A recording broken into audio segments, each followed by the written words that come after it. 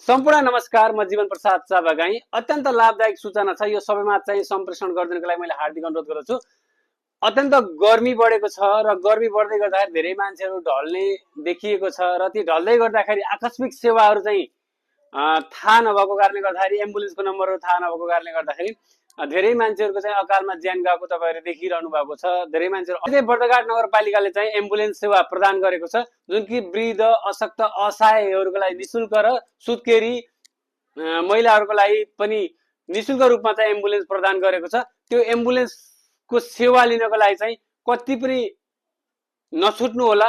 यो सम्पर्क नम्बर धेरैलाई थाहा नभएको कारणले गर्दाखेरि त्यो एम्बुलेन्स कसलाई कल गर्ने, कहाँ कल गर्ने भनेर चाहिँ एकदमै दोधारमा हुनुहुन्थ्यो र त्यसको लागि चाहिँ मैले चाहिँ सहजीकरण गर्नको लागि चाहिँ मैले तपाईँहरूमा चाहिँ यो नम्बरहरू उपलब्ध गराउन आइरहेको छु। यो नम्बरमा सम्पर्क गर्नु होला। यदि एम्बुलेन्स चाहिएमा, यदि कोही व्यक्ति इमर्जेन्सी ढलेमा निम्न नम्बरमा सम्पर्क गर्नु होला।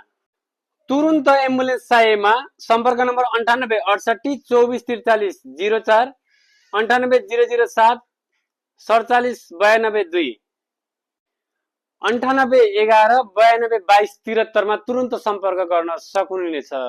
किनकि तपाईहरुले यो सूचना पाउनुभयो भने छिटो भन्दा छिटो एम्बुलेन्स आएर तपाईको बिरामी बच्न सक्छ। हस्त, धन्यवाद, नमस्ते।